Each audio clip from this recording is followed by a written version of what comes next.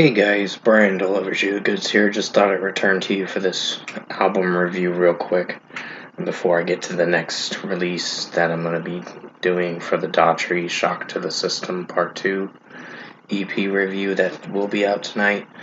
So this is for Between the Buried and Me's long-awaited studio album, The Blue Nowhere, that I got a chance to listen to for myself, see what I was going to think of this record overall. So I'm going to discuss what I listened to for the hour and 11 minutes of this record and let you know my thoughts on The Blue Nowhere overall. So let's dive into the 10 tracks off this hour and 11 minutes of an album. So it starts with Things We Tell Ourselves in the Dark, which is a very strong track. I really like the vocals from the lead singer. You might have to remind me his name in the comment section below. I tend to forget sometimes. But I know I reviewed Colors 2 was the last album I reviewed in 2021 of their work. But overall, Things We Tell Ourselves in the Dark was a great single. Great first single to announce this record's announcement and when it's coming out. And overall, it was a very strong track, very prog metal, and I really enjoyed the experimentation they did with this track. They definitely have evolved their sound with different kinds of elements with their material. So it really works, 5 out of 5. God Terror is a pretty heavy track from Between the Buried and Me, and it's one of my favorites too. So I really dig this one as well. It was definitely a favorite track off this record, along with majority of other tracks that are my favorites. So I'd give this a 5 out of 5 for God Terror. I like the screaming potential from the lead singer, and overall his singing moments from time to time are pretty strong as well, so 5 out of 5. Then we get to Absent Thereafter, which is a 10 minute and 28 second track. It's a very lengthy track, but it does work for the execution. Very proggy, prog metal kind of stuff, and with experimentation with some different kinds of instrumentation in this that does fuse very well. So I'm really enjoying this type of style they're going for. So 5 out of 5 for Absent Thereafter. The final act of the song is very interesting. For the last 5 minutes of the track are pretty interesting. It does go into more experimentation with the lead singer's singing vocals are very good, and the instrumentation's pretty interesting to listen through. 5 out of 5. Pause is a 2 minute and 48 second track. That was solid. I didn't hate it, but it's probably my least favorite. But not the worst track. It's pretty good in its own way. It's just had a few critiques with this one, so 4.75 out of 5. Door Number 3 is a very strong track. I really enjoyed this almost 6 minute song, and it executed very well for how the lead singer was singing it. So I'm really enjoying the style they're going for with this track. So very strong track, 5 out of 5. I like the instrumentation in this too. So their instrumentation through this whole record is very strong, for sure, and it does very well. So really digging Door Number 3, 5 out of 5. Mirador Uncoil is a very strong track in its own way.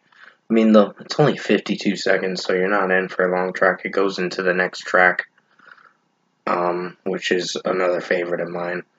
So 5 out of 5 for this. He starts screaming towards the end of the track, like around 45, 46 seconds in the song, going to the ending of the track. And then it leads into the next song, which we're talking about now. Psychomantium is a very strong track.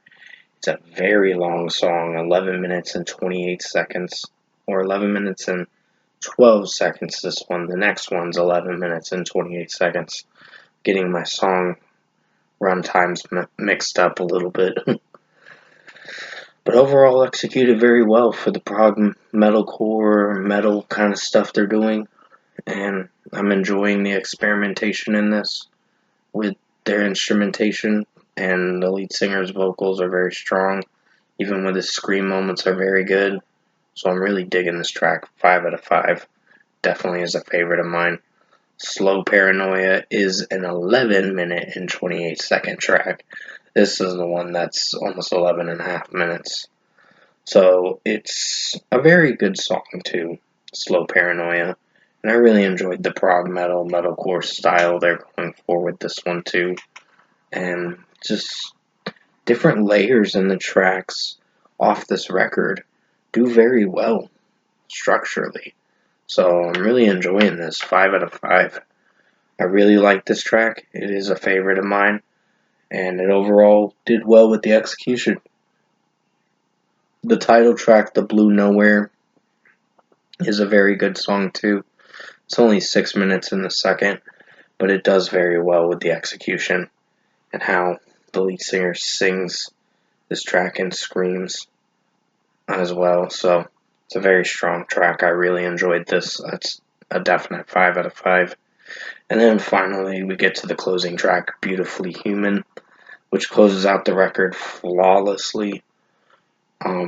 It has a lot of melodic style, prog metal stuff they're doing with this track, but the ending to the track is the most interesting, captivating moment, where it says things we tell ourselves in the dark, and then closes it out with that at the end of it. So I'm really enjoying this track.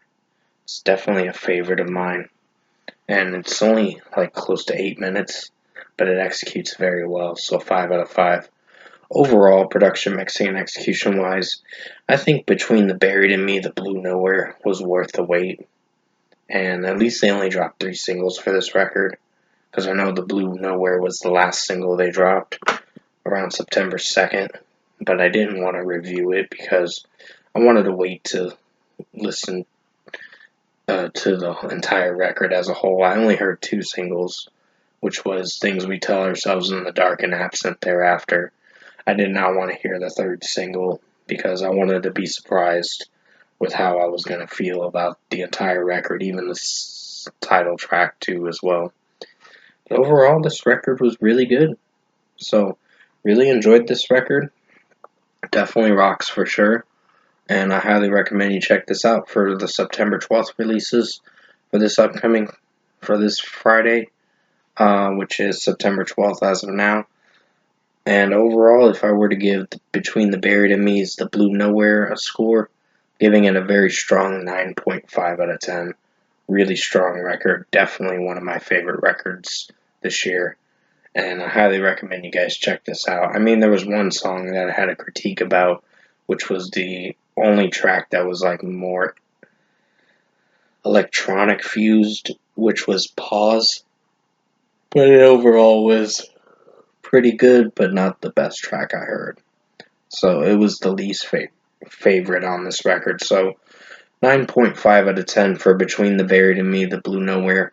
I hope you enjoyed this album review tonight, and thank you guys for watching. I will return to you for the Daughtry Shock to the System Part 2 EP review coming out pretty soon, probably around September 13th, around 12 or 12:30 tonight. But until then, you guys have a good night, and thanks for watching.